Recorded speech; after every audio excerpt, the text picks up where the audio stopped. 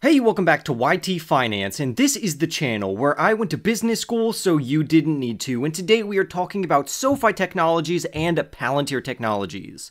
In this video, we will be analyzing three articles, to where the first one is titled, Sofi Stock Sell-Off, Big Investors Jump Ship, Should You? So after we go over the latest news updates and talk about why major institutions or billionaires are selling Sofi Technologies, and of course after I add my opinion, we will be moving on to our next article, which is titled, Where will Sofi stock be in 5 years? Because I'm noticing that a lot of people have inaccurate price targets for this company over the next 5 years, and we need to add some realism to this, but overall, I am still very bullish on Sofi Technologies. Lastly, we will talk about Palantir Technologies pertaining to their PLTR stock in regards to why it is increasing in price today, and why Palantir is betting big on Rubicon, which is a stock that Palantir personally owns. So we'll discuss how this is actually beneficial for Palantir as a company, and how the future growth trajectory of both Sofi Technologies and Palantir Technologies looks phenomenal. So for more videos just like this one on Sofi stock or Palantir, remember to comment down below which of these companies you want me to report on more of, subscribe if you are new, smash that like button for more videos just like this one, don't forget to become a member of this channel for as little as 99 cents by clicking or tapping on that join button right next to the subscribe button to support me personally, because that's what keeps me here on YouTube. And without further ado, I say let's jump right into today's stories. Sofi Technologies essentially operates as a digital bank. They are what's known as a fintech company or a financial technology company. Currently, Sofi stock has been performing very well lately, to where now it's worth around $9.56. Now, some analysts believe this company is overvalued, and they believe it's going to fall down to around $3, while other analysts believe it could continuously surge up until $14 over the next 12 months. But in this video, we're going to be discussing why some large investors are selling Sofi stock. For instance, some of these large investors, institutions, or billionaires would include Virginia Retirement Systems, which recently sold around 29,300 shares of Sofi Technologies. We have George Soros' fund, which sold 1.25 million shares, and we also have the investment bank Jefferies, ticker symbol JEF, which recently sold around 91,644 shares.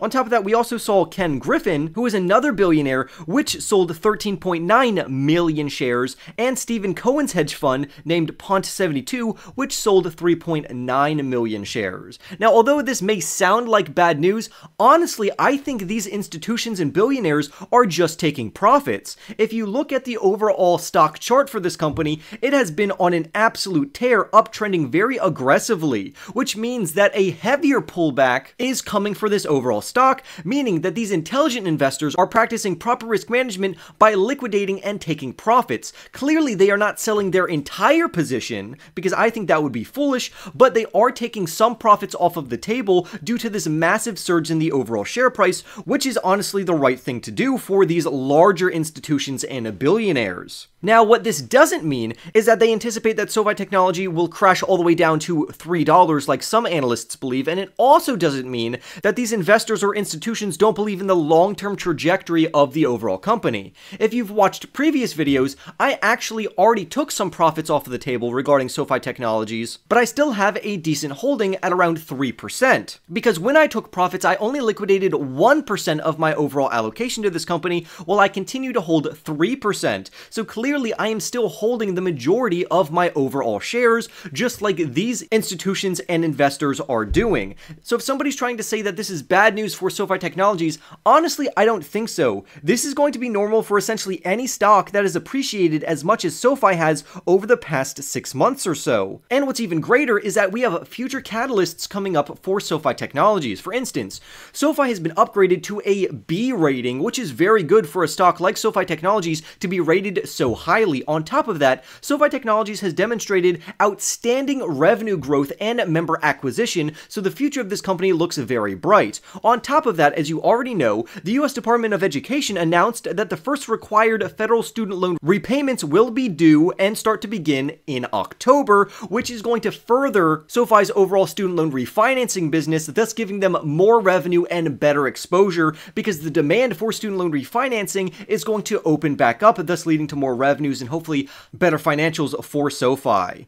I also want to point out that although SoFi has a B rating, that actually might get turned to an A rating later this year, especially as they start to become profitable at the end of the year according to current metrics. So right now, I would say that it would be great to still maintain a small position in SoFi Technologies around a 5% allocation or lower, so you practice proper risk management, and while the company is increasing in their overall share price, don't be afraid to take some profits off of the table and then wait for the company's share price to pull back a little bit so you can reinvest those profits at an even cheaper price point. But overall, I'm still very bullish on SoFi Technologies over the long term, and I don't think investors need to be scared about these large institutions or even billionaires selling, because again, they did not liquidate their entire positions. If something was wrong with the company, they would have liquidated essentially their entire position, but that's not what we're seeing here. They are only taking profits off of the table, which means they are practicing proper risk management, and they could be anticipating a pullback like I am personally, but overall, this is nothing to worry about. Now let's talk about where the company could be over the next 5 years, because I see some people throwing out some very aggressive price targets of like $100 for this company over the next 5 years, and let me tell you, that is just not in the cards for this company. Please don't overhype this company. It's already a phenomenal company, but don't overhype it and lead people astray through unrealistic expectations. There is literally no way SoFi is going to reach $100 per share over the next 5 years.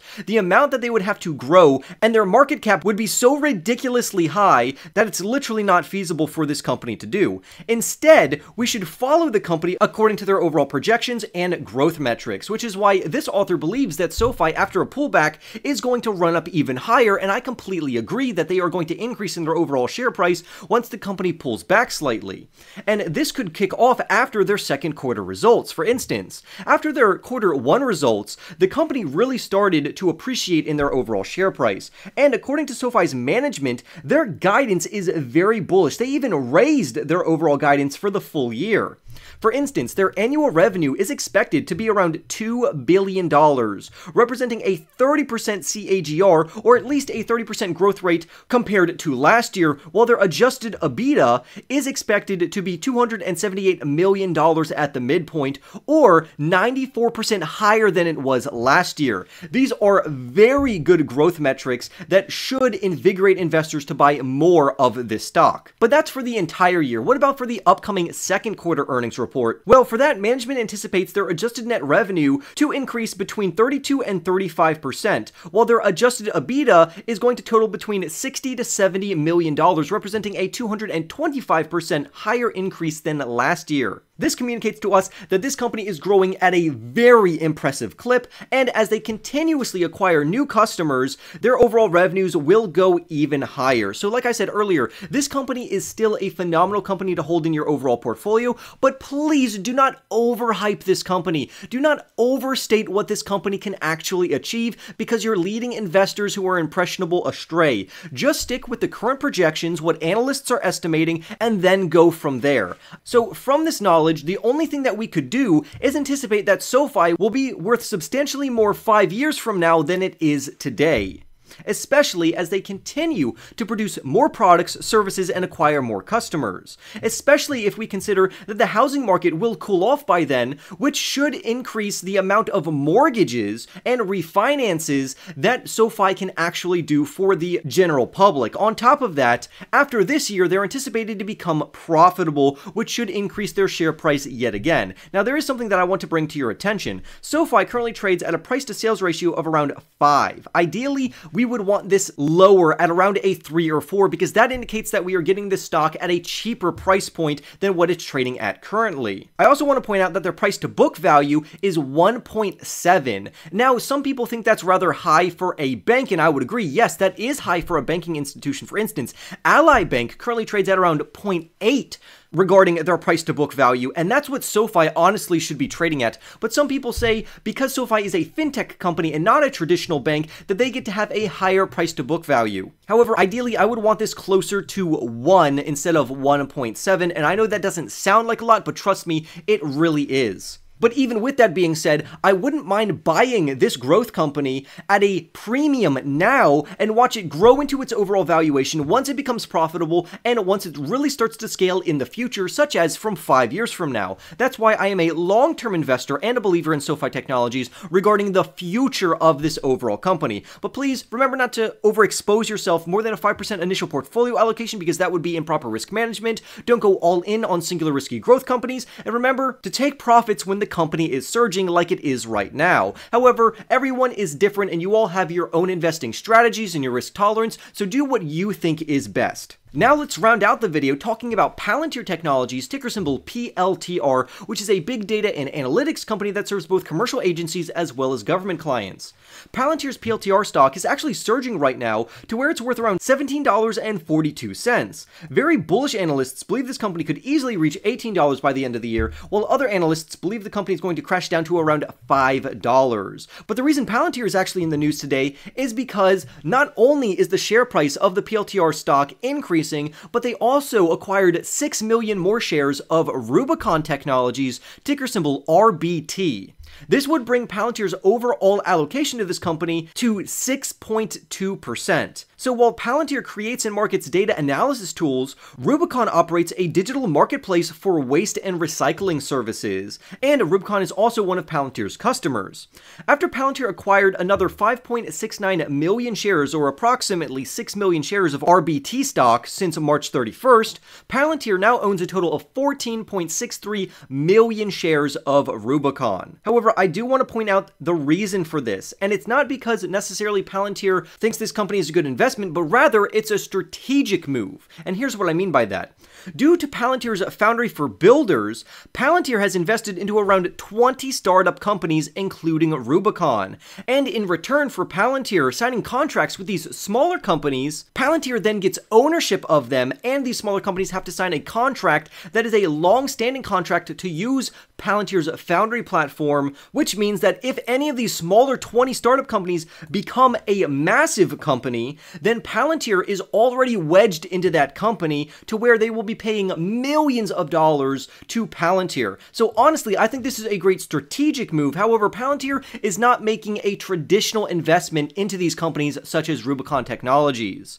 Palantir is betting on the future of this company, and that's why the majority of Palantir's overall investments in these startups are down around 80%. For instance, according to the Wall Street Journal, they note that their investment is down more than 80% on average for these companies. But again, these are not traditional investments. Palantir is waiting over the long term if these companies end up becoming a mega cap company that Palantir will already have existing relations with them. However, from a networking standpoint, I think this could be extremely strategic, and overall, I would actually say that this is good news, especially if any of the companies in which Palantir has in their Foundry for Builders program, if any of these companies do good, including Rubicon or BigBear.ai or other types of companies, if they do good, then clearly that's going to reflect positively on Palantir because Palantir owns some of these companies. In essence, Palantir is still a phenomenal company to buy. I do think they are trading at a premium right now, but due to artificial intelligence being a super hot topic in the market, we could see Palantir Technologies continue to trend upwards. So with that being said, I would love to hear your thoughts down below about Palantir Technology stock as well as SoFi Technology stock. Remember to go and smash that like button for more videos just like this one. Subscribe if you are new. Don't forget to become a member of this channel to support me personally. And with that being said, I will see you in the next YT video.